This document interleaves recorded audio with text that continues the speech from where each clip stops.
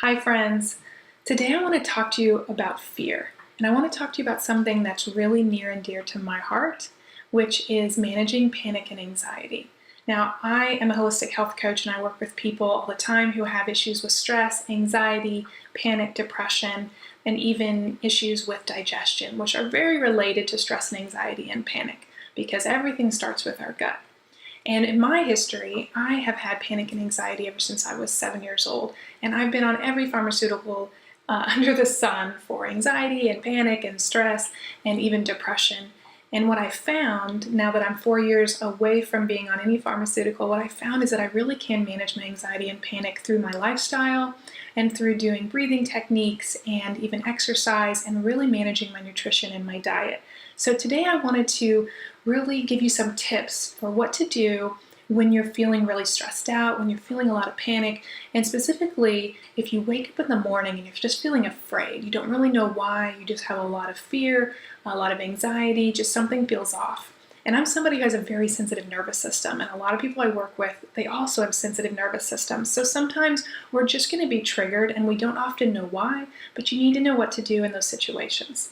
So a few things I'm going to talk about today are gratitude lists, being really grateful and present about what our life is now and accepting that for what it is. Also breathing techniques like the 4-7-8 breath. And then I'm going to talk about some exercise and movement that can really help with managing panic or anxiety. So my kind of 3 go-to steps that I use whenever I wake up in the morning afraid or I'm feeling a lot of panic or anxiety is first I focus on gratitude. So before I even get my feet on the floor, I start thinking in my head, what am I grateful for? So I'm grateful that I can get up. I'm grateful I can put my feet on the floor. I'm grateful that I'm free of pain, that I'm alive. Very simple things. I'm grateful for my dogs or my husband who's supportive. Anything, you just start thinking as many things as you can that you're grateful for. And if you want, you can start writing them down. So write down as many things as you can, and a minimum each morning write down one thing that you're grateful for. Then once I feel like I'm getting myself into more positive thinking pattern through the gratitude list, then I will move into focusing on breathing. So I'll go sit on my yoga mat or even just sit on the floor by my bed, and I'll start doing some breathing techniques. So one breathing technique I love that I have a YouTube video about right now is called the 4-7-8 breath.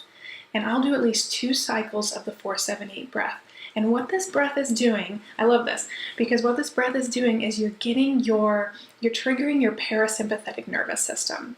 So the thing to think about with fear and panic and anxiety and all of that is that your body, physiologically your body and your nervous system is in the sympathetic nervous system. So that's your fight or flight. Like I'm gonna go, run away from somebody who's chasing me, or tigers chasing me in the jungle, back when we were cave people.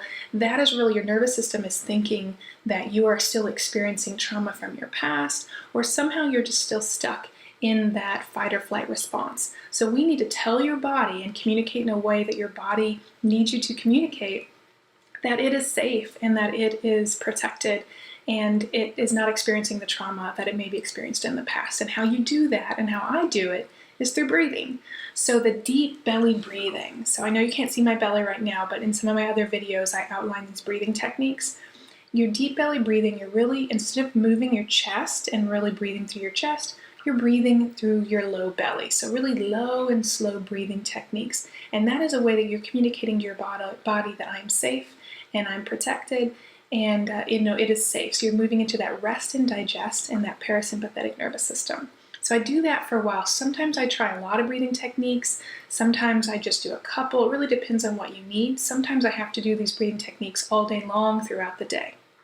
And then once I feel like, I'm really starting to calm down a little bit more through the breathing, then I want to focus on getting my body moving. So some days, depending on what I'm up to, I may get right into work, and being productive really helps me manage some of the anxiety or stress. Other days I need to go on a walk around the neighborhood, or I need to go get on the yoga mat and do some specific yoga stretches. And I do have a blog post on my website at angelawatsonrobertson.com that outlines, I think it's my 5 favorite yoga postures, and there's pictures that help with manage stress and anxiety. And I'll probably make that a video at some point as well. So yoga and walking are perfect for me, but maybe you like to go to the gym, maybe you like to go to kickboxing, maybe it's even playing with your kids in the backyard that can get you moving and get your mind off the stress or anxiety. So those are kind of the 3 main tips. A couple of other things I wanted to point out is if you are experiencing chronic panic, anxiety, stress, depression, I mean, we all experience stress, right? But if you're experiencing it to a point where it's really debilitating in your life and you realize, hey, this isn't normal, this is more than should be happening in my life right now, then what I would strongly suggest is to look at your nutrition.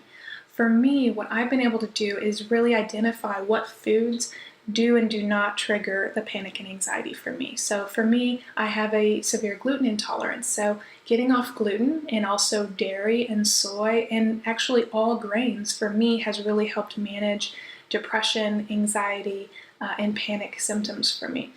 So really looking at your nutrition. And this is something that I would love to help you with. So I am working one-on-one in a coaching setting as a health coach to help people really figure out what foods help them and manage panic and anxiety and also digestive issues, because digestion and panic anxiety, they really go hand in hand. So really look at your nutrition and get some support if you need that. Also, if you would like to join my newsletter, you can get all of my tips and tricks and wellness advice and videos like this in your inbox all for free. So you can sign up for my newsletter at AngelaWatsonRobertson.com. And one last thing to point out is if you're not looking to work one-on-one with the health coach, I do have a 21-day program on my website that you can sign up for. It's an online group program, and we focus on getting off all processed foods, because once you start looking at your nutrition, you'll start seeing that getting off all processed foods and eating more of a whole foods diet is one of the best things you can do to clean up your gut and also help manage panic and anxiety and stress and thus depression as well. So if you're interested in that, you can go to angelawatsonrobertson.com/balance-your-body. Thanks for watching. Leave a comment below. I'd love to hear from you.